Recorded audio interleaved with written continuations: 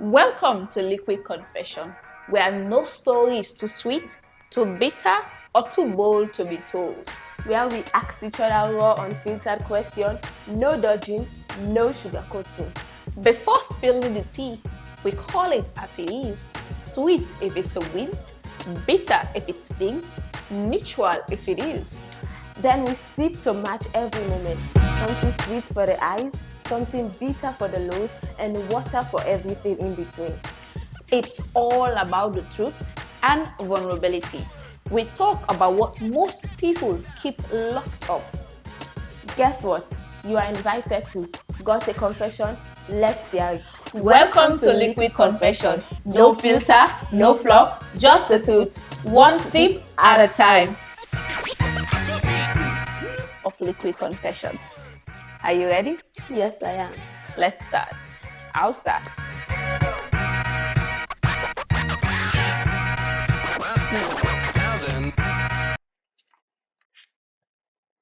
Round 1. Icebreaker. Your question goes like this. If you could leave one message behind about who you truly are, what will you say?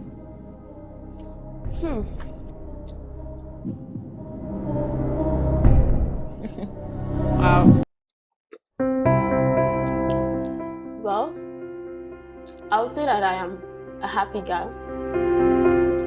And I really love love. And I'm doing everything I can, even if I'm scared, I'm doing what I want to do. I'm working towards living my dreams. And I know I'm afraid.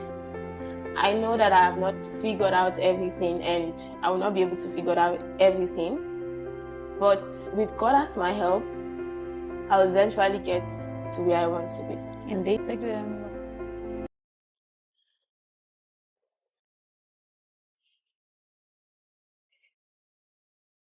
So, your first question is, if your heart could speak, what do you think it will say about the way you love?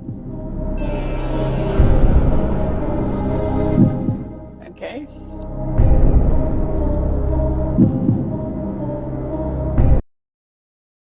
This is definitely going to be interesting. If my heart could speak and it could actually say how I really love, and I would say it would be a very bitter way. For starters, I would say I'm not the kind of person that loves to love. Not because I don't want to, but because of my experience growing up as a kid. You know, growing up where there's no love, there's no affection, find it hard to love someone. So I definitely know if I try to love someone, there'll be so much gap that I cannot feel. You actually need to try for you to know how to love. Well, love is what can actually one a do? beautiful thing. And That's what somebody told me. And it's meant for everybody to experience it. Indeed, I'll try. Yeah. Your second question. When was the last time you felt truly seen? Who was there? And what did it feel like? When was the last time I felt truly seen? Okay, so Pam.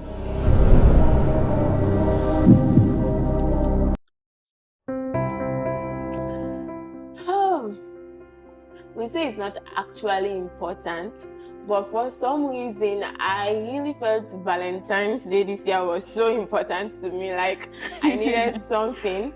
Yes, it was so important. I don't know.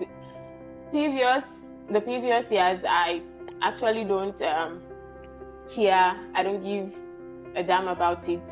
But this year, I don't know. Maybe it's because my sister and I, we're actually vendors for this Valentine, and Wow. we actually had packages to deliver to people. Wow. And the way I saw other people expressing, I felt maybe I needed something also. Yeah. But didn't went to buy and I got nothing. I was so pissed off. And I was actually laughing about it. But my sister actually came through for me, actually. So Valentine's Day was on Friday. Yeah. But after all the delivery, I went home and I was pissed. I was really pissed off. But on Saturday, my sister actually surprised me with a gift. Yes. Aww. And it was so thoughtful of her. I wanted it. I wanted it. I just wanted it. I just wanted to get the gift. Yes, I wanted it. I know people will say like it's not important. But it is. Sometimes it is. It's not important. Valentine's Day is not a specific day for you to celebrate love. But for me, somehow this year, I wanted something. Actually, I wanted something, and I got it. I felt seen. I felt that my sister saw me. Even maybe she didn't know that I wanted something so badly, or maybe she knew about it, but I was so happy that I got something. Well, the important thing here is that you were seen and you felt happy. Of course, I felt really, really happy. So your second question will be, what is one moment in your life that felt like pure magic? Oh, like pure magic. Wow. Okay. I think. Why are you going for that thing? It was sad, and up till now I still can't believe it. It felt as if it was just done out of the blues, like it just happened, and before you know, it's still there. Okay. And there was this time, I could say 5-6 years back, having a little princess. I could say she was they say that there's a light at the end of the tunnel. She was the light in my own tunnel. Okay. But out of the zone, by the time I felt like I made all the promises I could to her, she left. She left. I mean, she died. Oh, she was your sister? Indeed. Oh. She left even before I could even fulfill my promises. She left even before I could say how I really feel about her. And every single day that passes by, I wonder, like, what made her go? Like, she should have stayed. And it felt like a magic. Like, seriously, it felt like it has been 5-6 years now, but I still can't believe she's gone. I know. I really can't believe it. I cannot imagine the pain. It's okay. Yeah. I mean, it is what it is. Yeah. I can't undo it, but she's not in easy. a better place.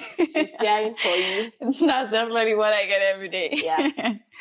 Okay. Your third question would be, what's something about you that even your closest friends might not fully understand? Wow.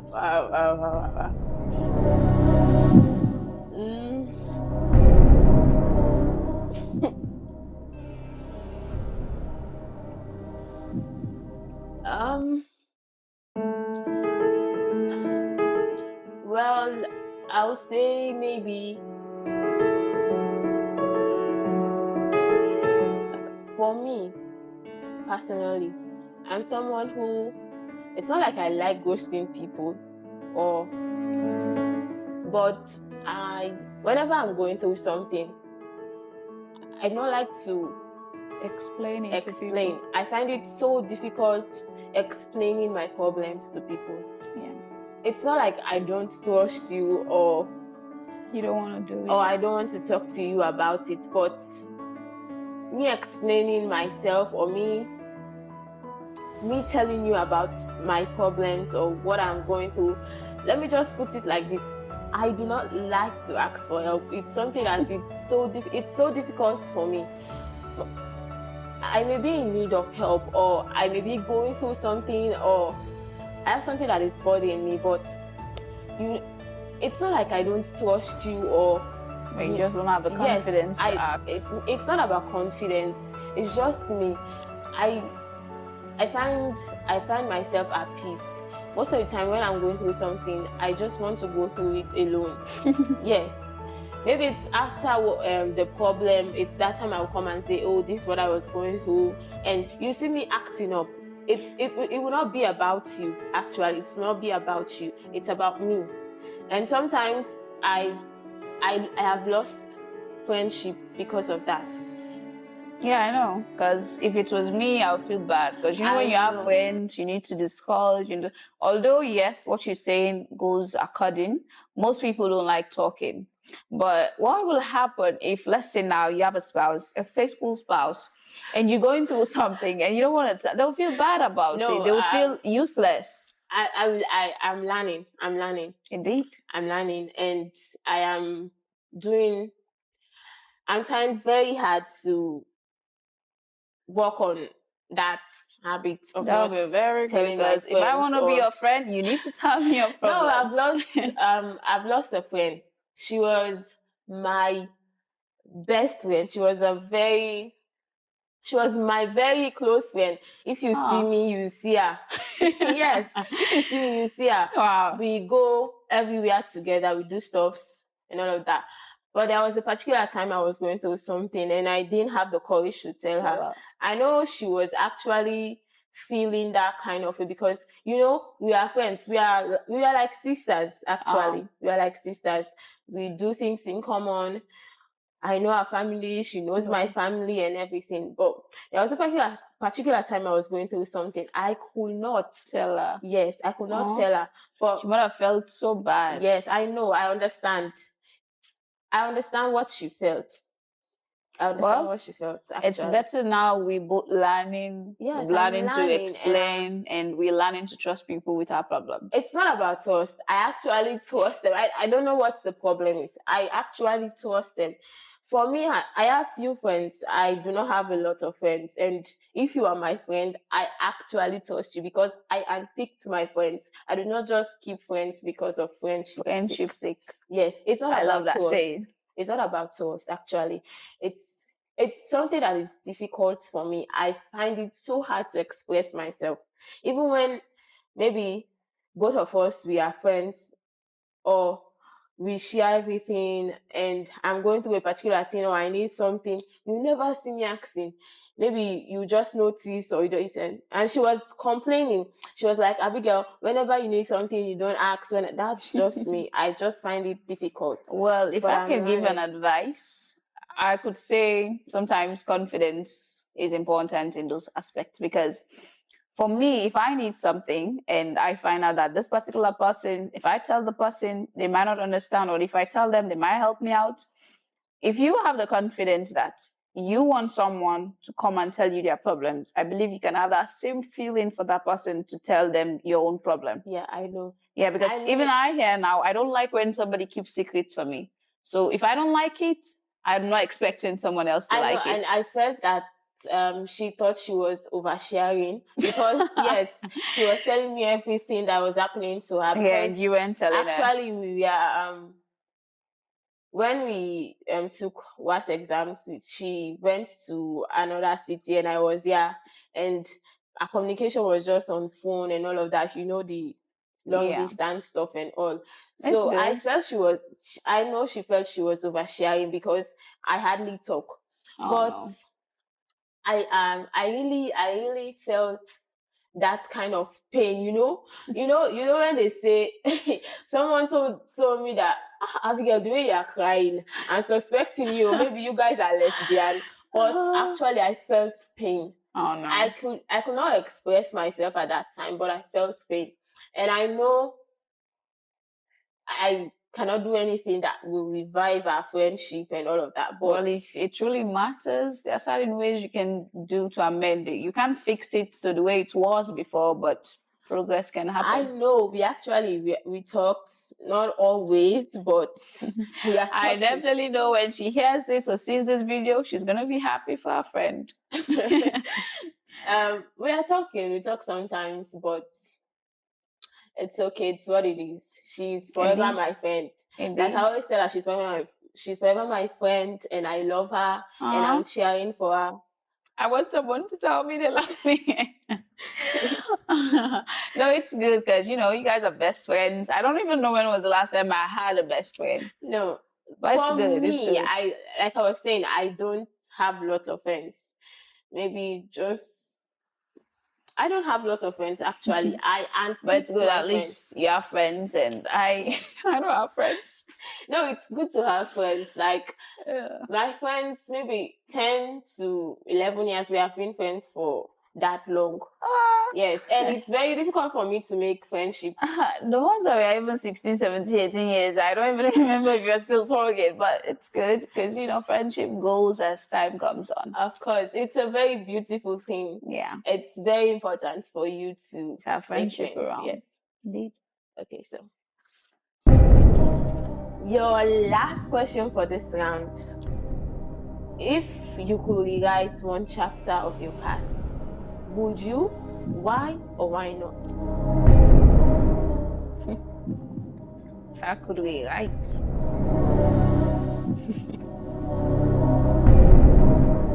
Okay, let's say it was mutual. Okay. It was sweet. Wow. Of course, it was bitter. This is getting interesting. I know.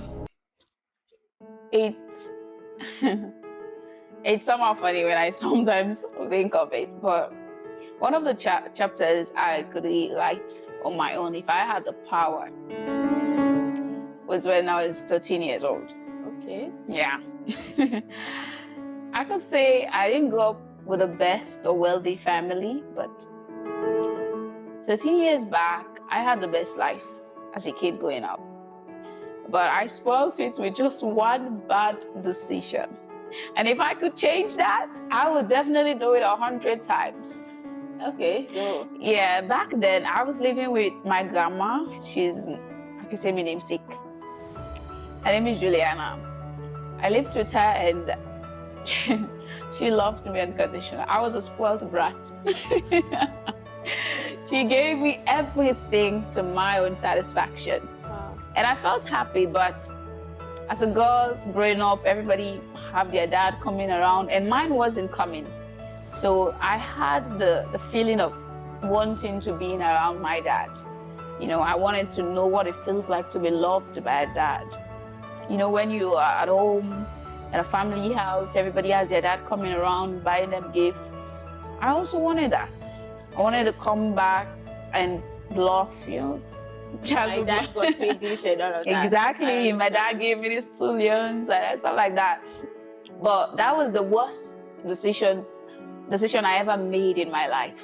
That left me in a slum that I don't know if I could ever recover, but I think I can. I'll try. But if I could rewrite that part again, I would definitely be staying with my grandma.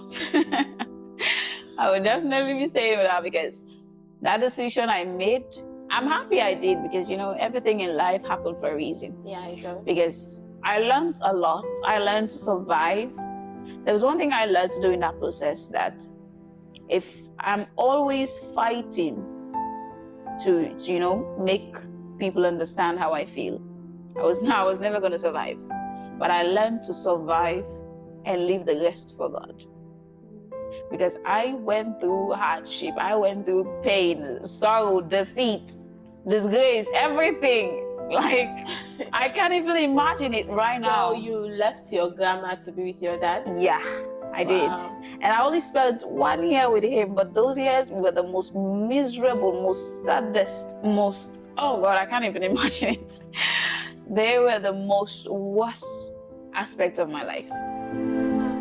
Indeed. But the deal has been done. We can't undo it. But if I can, I'll definitely undo it. You are tired now. Yeah, definitely. I mean, if I give up now, what difference will it make? So, do you still have a relationship with your grandma? with us, but you know, when you've done something, it's not easy for people to just forget about it. They're still there, ready to remind you every time you fall. They're gonna be like, remember back then, this and this and this. So it's a bit hard for you to move on when someone is stalking you with that same thing over and over again. You feel like you did this as a mistake, but it's like a debt now. You have to pay it over and over again. Yeah, I mean, 13 years back, I was just a kid back then. I could see that for sure. I was a kid. I didn't know what I was doing. I just did it because I needed affection. I know. I needed love. I understand. Yeah, even though they were giving me grandma love and auntie love, it was, you wanted your dad. I wanted my dad. I envied other people's dad, and I was like, I need my dad around. You know, when you are with a family wherein you ask for your dad and you're like, nobody's telling you. And that time was eager. I want to know what happened. Why is my dad not coming around? Only for me to know there was a bitter side they never wanted me to open. But my arrogancy could not allow me. Sometimes we all crave and want a family, a complete family. Oh God, that's the best feeling. Because there was one time I went to school and my friends, mom and dad, sister, grandma, they came to celebrate the birthday. I stood in the corner crying. I was like, no, I want this too. I get you. I get what you're saying. Definitely. I wanted it, but I guess sometimes what you want are not really what you deserve, you know? No, you deserve it. You actually do. You deserve a complete Well, family. I wish I didn't want it. I really wish I didn't want it, because at least all those pains I had to go through, I don't think I would have. But they say some things happen for a reason. Yeah, they do. And I learned a lot in the process. 6 years, 7 years now, it's not been easy. But I hope you're okay now. You're not hurt. Well, it's the past. It's gonna hurt. It's still there. It's gonna hurt. It's gonna pain. It's gonna make you feel like you're useless. You want to cry. And right now, I want to cry, but I want all the tears. But you can cry if you want to. No. I don't want to cry, because if I start crying about it, I might never stop. Definitely, I might never stop. But even though it hurts, I still have it in me that if that happened, it happened for a reason. Yeah. So now what left, or what is remain of me, is for me to learn from what happened. Never take it again. Okay. Nothing in this life will make me live where I'm staying. Indeed. You actually appreciate what you have now more. Better than before. Okay. Yeah.